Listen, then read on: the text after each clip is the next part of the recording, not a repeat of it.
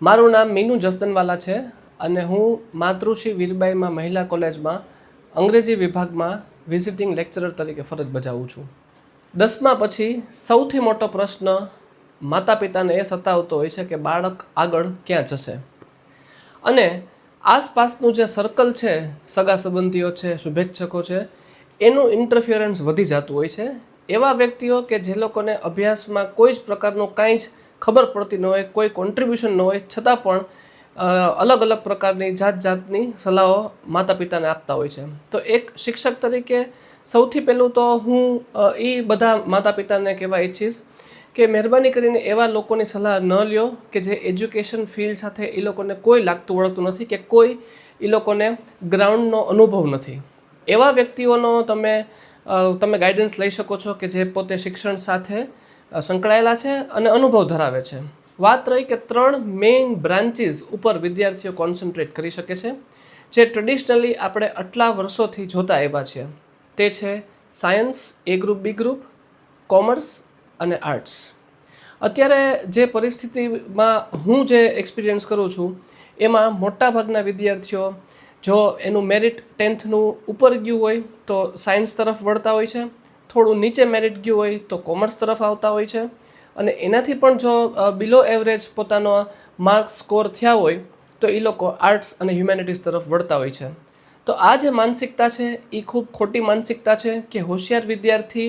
Marks મેળવવાની દ્રષ્ટિએ સાયન્સમાં જાય અને વિદ્યાર્થી જેના માર્ક્સ ઓછા આવ્યા હોય એ આર્ટ્સ અને હ્યુમેનિટીઝ તરફ વળે. એવી પણ ખોટી માનસિકતા છે કે બોયઝ છે એ હ્યુમેનિટીઝ ને આર્ટ્સ ન લઈ શકે, એ ખાલી ગર્લ્સ માટે છે, હોમ સાયન્સ ખાલી ગર્લ્સ માટે છે, અને સીએ છે એ ખાલી છોકરાઓ માટે છે, અને ડૉક્ટરની લાઈન કે લોની લાઈન છે એ ખાલી બોયઝ માટે છે. તો આવી માનસિકતાથી પીડિત થતા મા બાપ અને વિદ્યાર્થીઓએ બહાર આવવું જોઈએ કે કોઈ પણ ફિલ્ડમાં કોઈ પણ વિદ્યાર્થી જઈ શકે છે અને પોતાની કારકિર્દીને મજબૂત બનાવી શકે છે. વાત પેલી પાયાની એ જ છે કે વિદ્યાર્થીને કઈ ફિલ્ડમાં રુચિ છે, એ રુચિ ઓળખવાથી, કરિયરનું ગાઈડન્સ લેવાથી, માતા પિતાનો સહકાર અને સમાજ શું કહેશે એની પરવા બિલકુલ કરવી ન જોઈએ, એવું એક શિક્ષક તરીકે હું સ્પષ્ટ માનું છું. મેં આપને કીધું એ રીતના કે અત્યારે ઇન માર્કેટ 2 જ ફિલ્ડ છે, મેથ્સ, સાયન્સ એટલે એ ગ્રુપ, બી ગ્રુપ, 11-12 વિજ્ઞાન પ્રવાહના, અને કોમર્સમાં અત્યારે ચાર્ટર્ડ એકાઉન્ટન્સીનું ફિલ્ડ, કે એમાં એવા કોર્સીસ છે કે તાત્કાલિક નોકરીની તકો વેઇટ કરતી હોય છે, અથવા એ તકો છે એને તમે જલ્દીથી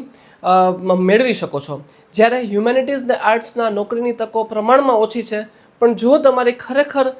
સારું તમારું કેલિબર હોય છે તો આર્ટ્સ ને હ્યુમેનિટીઝના ફિલ્ડના વિદ્યાર્થીઓ ઘણી બધી દિશાઓમાં પોતાની પ્રોગ્રેસ કરી શકતા હોય છે. જેમ કે એસોસિએટ પ્રોફેસર થઈ શકે છે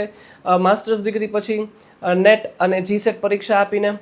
લોમાં સારી કારકિર્દી બનાવી શકે છે, કોઈ સારી એમએનસીઝમાં ઇકોનોમિસ્ટ તરીકે કામ કરી શકે છે, ક્રિએટિવ અને કોન્ટેન્ટ રાઇટિંગ અને ખાસ કરીને આપનું જે મીડિયા અને જર્નલિઝમ છે એમાં પણ પોતાની કારકિર્દી બનાવી શકે છે. ઘણા બધા વિદ્યાર્થીઓ 10th પછી એ લોકો વિચારે છે કે 11th-12thમાં સમય ન કાઢવો જોઈએ અને આઈટીઆઈ કરવાથી ટેકનિકલ સ્કિલ્સ મેળવી અને પોતાનું ગુજરાન ચલાવી શકે એવી રીતના પોતે સેલ્ફ એમ્પાવર થવાની કોશિશ કરે છે, અને ગવર્મેન્ટની જે આઈટીઆઈ કોલેજીસ છે એમાં પ્રવેશ મેળવવા માટે એ લોકો પોતે આગળ વધતા હોય છે.